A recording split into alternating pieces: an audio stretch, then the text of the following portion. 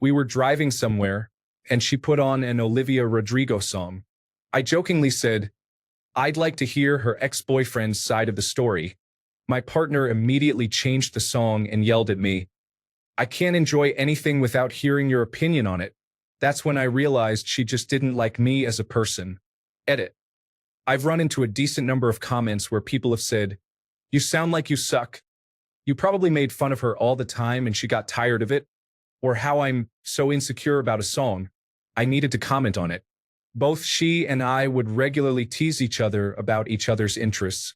She would make fun of me for being a grown man who still watches cartoons and reads comics, and I took it in stride. I would tease her right back. I didn't sit and trash her interests. We would rib each other, at least that's what I thought. When the relationship wound down, she finally admitted that she's the kind of person who can dish it, but can't take it. So when I tease her, she was actually very mad but never told me until these explosions. I also do not care about Olivia Rodrigo or her story. She does not pay my bills. Same goes for any famous musician. Story 1. It really became clear when she started being an absolute jerk to me all the time. She wanted me to break up with her. Why she couldn't have just broken up with me herself still doesn't make any rational sense to me. In my opinion, that's about the most childish and dysfunctional way to handle the end of a relationship. Story 2. Has a surgery scheduled. It was outpatient, but still pretty extensive. She never once offered to help in any way. I had to ask my parents to drive me there and stay with me after. She said she was coming over the evening before to see me, then flaked on that. She was off work the day of my surgery. Other than a couple of texts, she never stopped by to check up on me or offered to bring me anything. We had been together for over 10 years at that time. She was incredibly self-centered and simply didn't care about me. Yet if she needed medical care, I was a complete piece of shit unless I bent over backwards and rearranged my life to take care of her. Story 3. Honestly, I don't miss you as much as you miss me.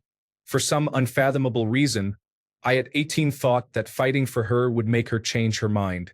Story 4. When she cheated, it made it pretty clear. She loved me again when I served her divorce papers unexpectedly. I waited a while. She instantly loved me again. Yeah, that train has left. Story 5. Looking back, there were a bunch of signs I just overlooked. Note to guys. Don't try to get back with your ex. It doesn't end well. She laughed at me when we were talking about how she dumped me the first time, and I tried to make it work. Story 6. After 3 months of unprotected sex, she told me she has herpes and it's my fault for exposing myself to her because I did not wear a condom. I never got herpes. Story 7. After listening to me express my feelings, which she insisted on hearing, she rolled her eyes and said, Are you done ranting now? Foolishly, I stayed. Later, she told me if I think she's wrong, I can tell her she'll correct me, and then I have to remain silent about it.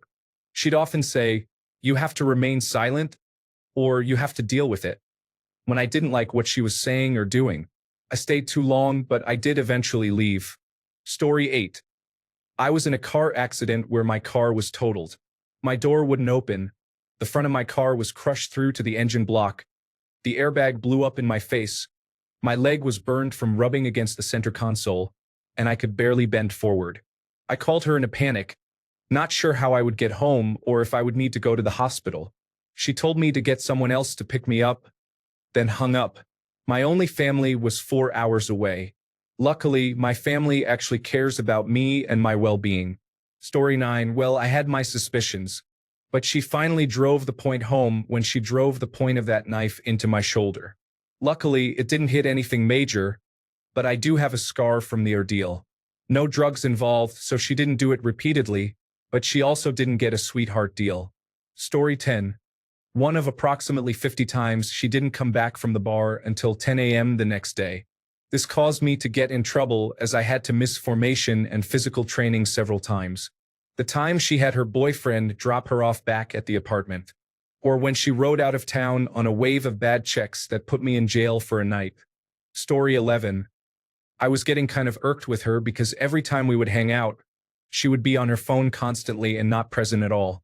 I finally brought it up, and she snapped back, Sorry you don't have any friends, which was pretty hurtful. I have a great group of friends. I chalked it up to phone addiction, but no, she just straight up didn't want to hang out and was texting other guys in my presence who were her friends, one of whom she was involved with. Probably multiple, actually, now that I think about it. Story 12. I was telling a story in a small group at a party. She walked up with a smile, and after I said a couple more sentences, she loudly blurted out, "Oh my God, you're not funny at all." I was honestly just in shock, and so was everyone else in the group. I realized immediately that she really detested me. We enjoyed the rest of the party, went home, and I broke up with her the next morning.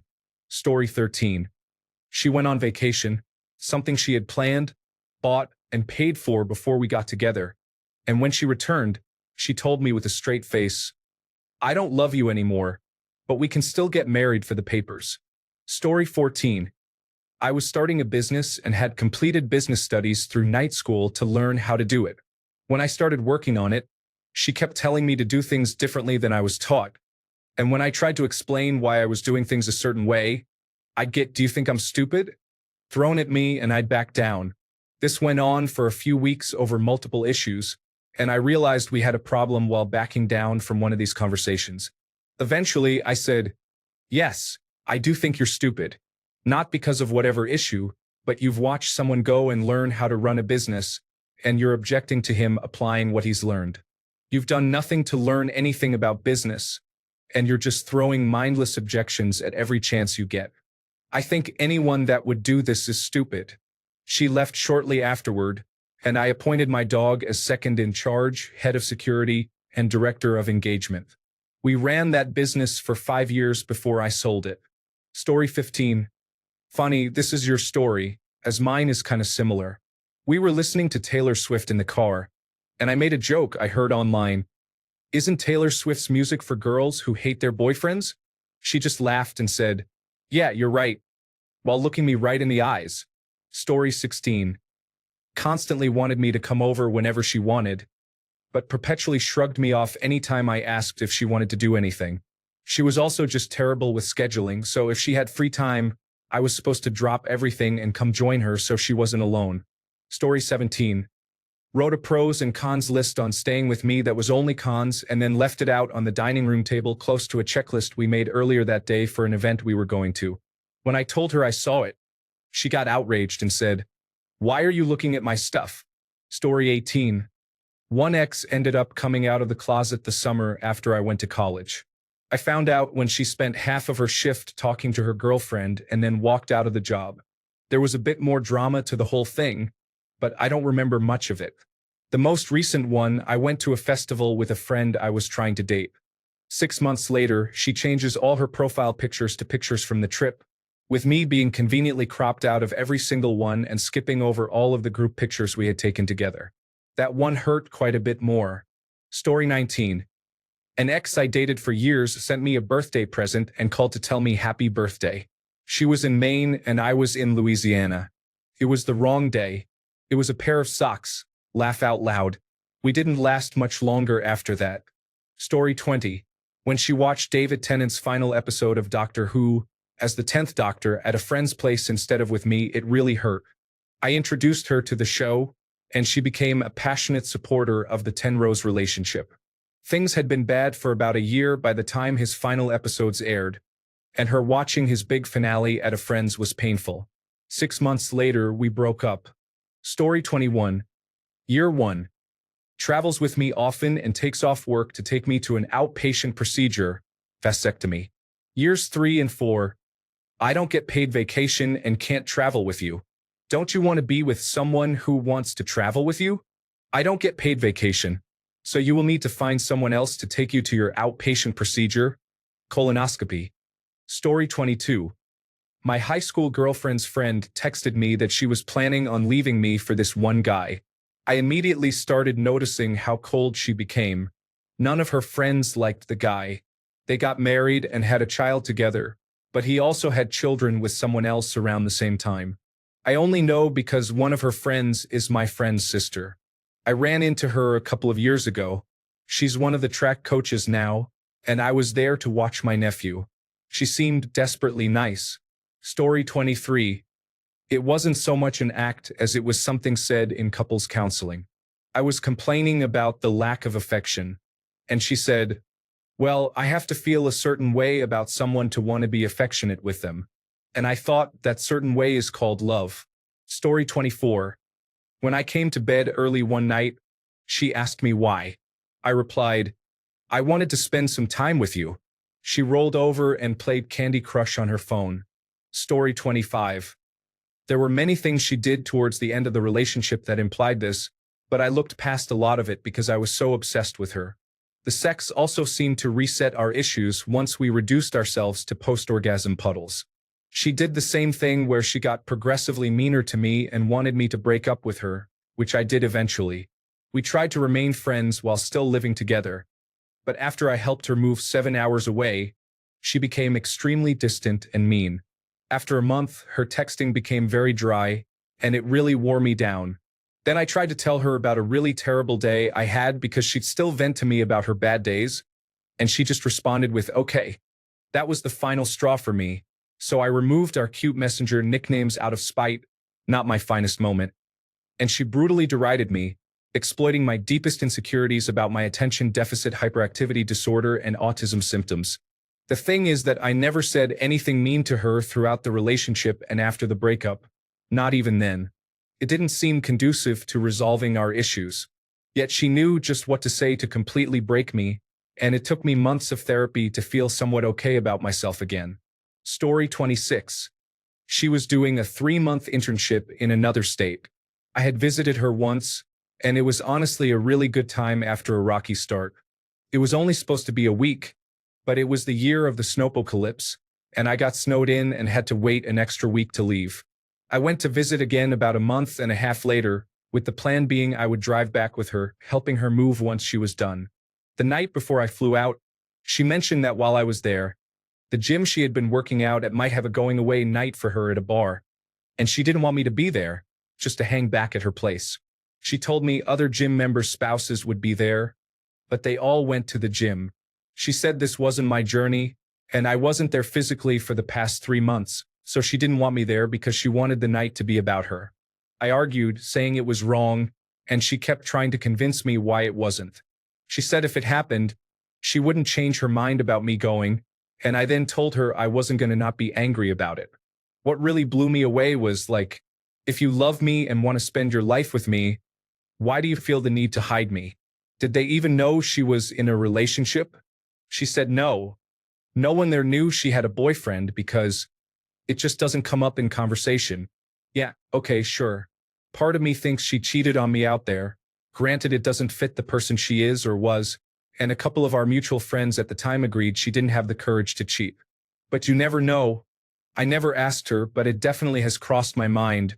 Not that it matters at this point. I flew out the next day mistakenly. Then we had the worst week of our relationship. I flew back. She drove back. We took a week away from each other, both physically and in communication. Then, a week later, we met up and broke up.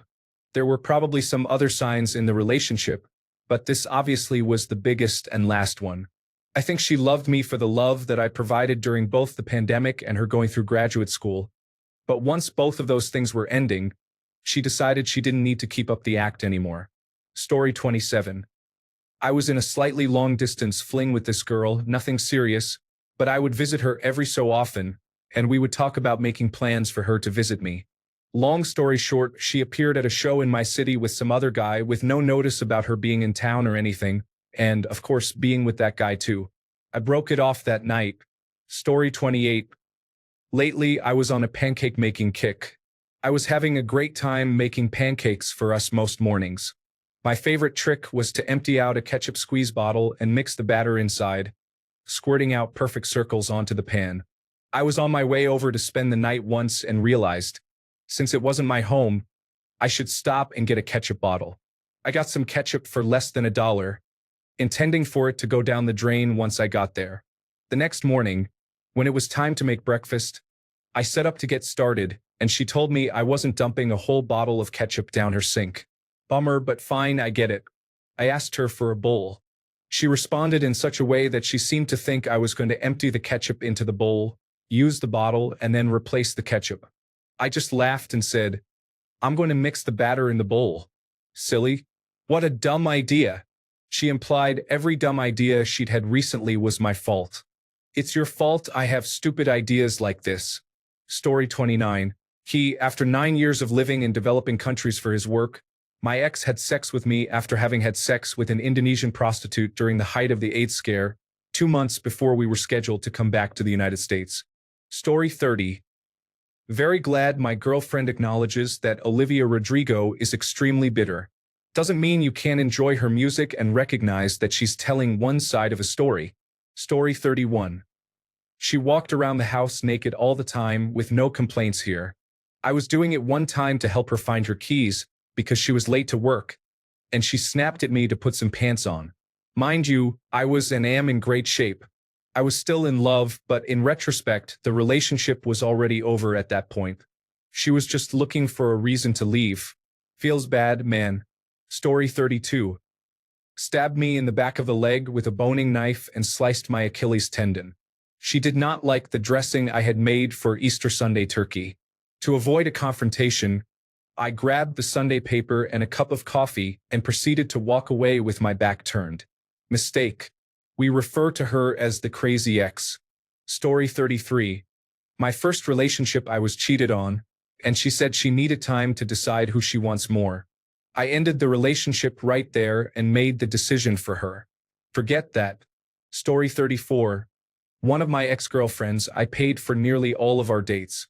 I'll be fair and say that she paid for one which was expensive, and we went out to the city and had dinner and watched a live performance. But other than that, I, as a broke college kid, paid for all our dates, hangouts, and so on, for over a year. One day we're coming home from a road trip. We have 2 days and 15 hours of driving to do to get home. We're in hour 1 when she asks me to give her a soda from a tiny icebox in the car. I opened it, gave her one. Noticed there was a second one, and I assumed, oh, there's 2, 1 for each of us. So I open it and start drinking. About 5 minutes go by in quiet silence before she says, hey babe, that second soda wasn't for you. It was for me. I was saving it for tomorrow. Here's the thing, she said it politely, she absolutely wasn't rude about it, but that sparked the discussion of why it was an issue if I had the second soda. We were going to be on the road for hours, we were going to be stopping for gas. I'd probably have bought her one if she didn't frame it as this I owed her scenario. I normally buy most of our snacks and pay for our dates. It's not like this was a recurring habit of mine to eat or drink her things. I've never denied her eating or drinking anything of mine. I assumed it was a two-way street. Why was it an issue for her, especially if she wasn't even planning on drinking it today? While it didn't ruin the entire drive back, and we didn't break up for another few more months, this has always marked to me when that relationship was on the decline. What was hers, and what was mine was also hers.